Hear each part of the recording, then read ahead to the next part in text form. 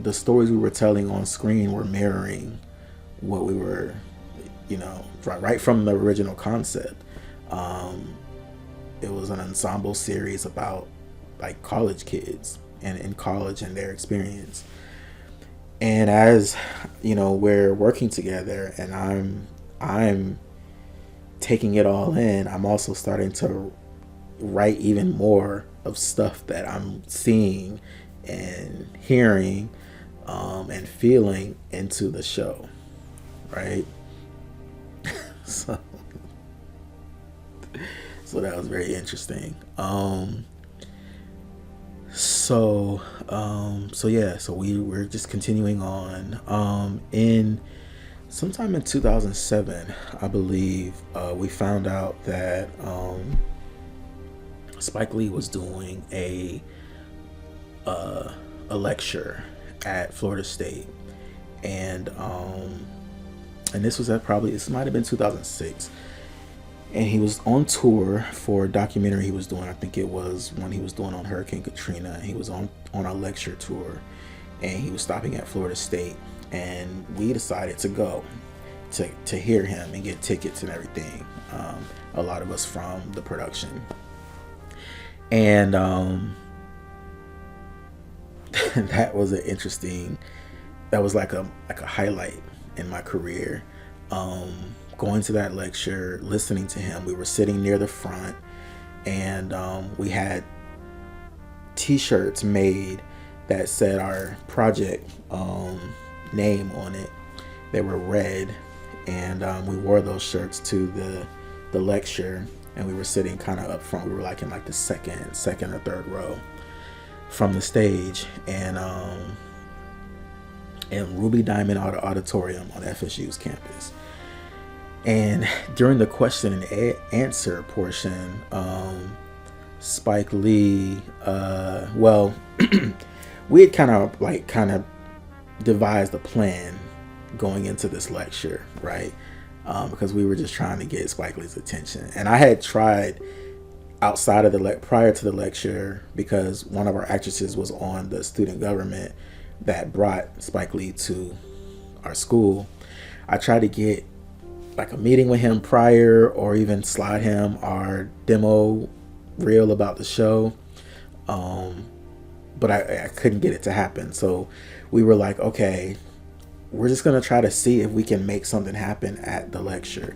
So when the Q&A came around, I think we had decided that Jared was going to go up and like ask a question or whatever, and that's how it was gonna be him, right? Because I had gotten very comfortable, because I had so much to do as we were producing this project, and I liked having a partner. Like, I really liked having a partner. It was an amazing thing. It's like, I like having partners in this creative life. It can be a really amazing and beautiful thing, especially when it came to the support aspect. Nowhere was I thinking or aware that I could choose a partner that, maybe wasn't pulling their weight, or wasn't, maybe at my level to work with me, and the level that I'm trying to work at and where I'm trying to go. And I never thought that I could choose a partner that didn't have the same intentions as me, so of course these were themes that played out, over my experience in this experience. And so anyway, we had devised a plan.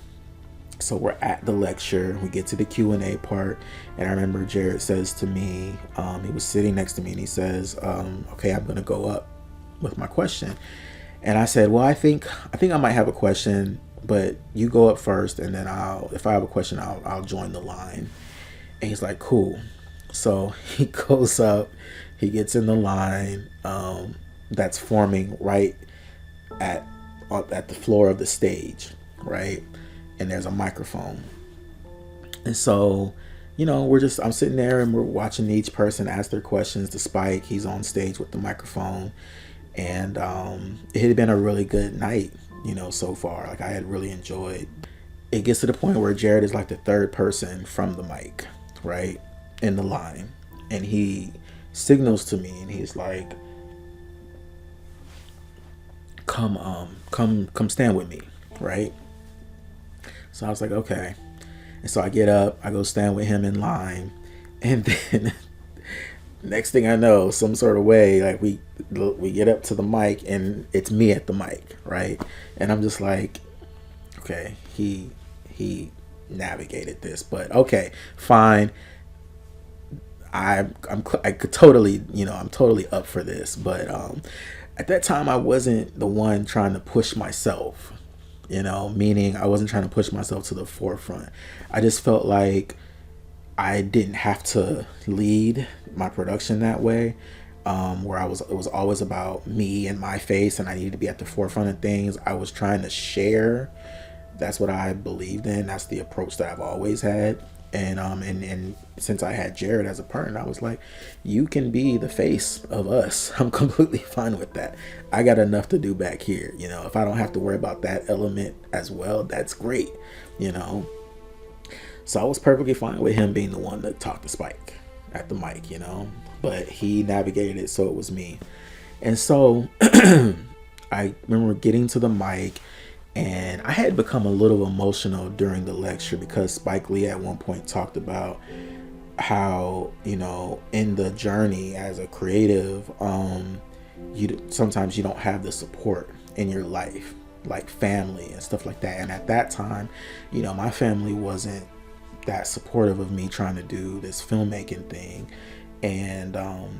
And so I was in Tallahassee, away from home, and I was doing this big, ambitious project. And at that time, I didn't feel like I had the support of my family. And I remember getting emotional during the lecture when it came to that part. But anyway, so I'm at the mic, and I devised a question to ask Spike. And somehow, I don't remember what the question was, but I'm sure it was some sort of segue for Spike to ask us, is that why you're wearing those shirts? Right? I think I asked something about independent film and black dramas or something. I don't know what it was. And I wish that this was in the era of camera phones and stuff, because I'm sure we would have got footage of it, but that stuff didn't exist back then. And so so Spike's like, why are you guys wearing those shirts? And I'm like, oh, well, we are currently producing an independent, black drama series about college life. And as I'm talking about it, Spike's like intrigued, and he's like, tell me more. On stage, he's like, tell me more. So he's like asking follow-up questions at the mic, when everybody else was like, they ask a question, he answers, and then he goes to the next person. But with me, he's asking follow-ups. And then as he's doing it, and he's getting more like intrigued and probably a little confused, the audience in the auditorium is like getting more energetic, because they can kind of see what's happening as well. And then at some point, he actually asked us, like, he asked me to talk about the show. What is it about? What are y'all doing? And what topics are y'all talking about? And he was just floored that we were talking about such serious topics in our drama series, and we're a bunch of college students, right?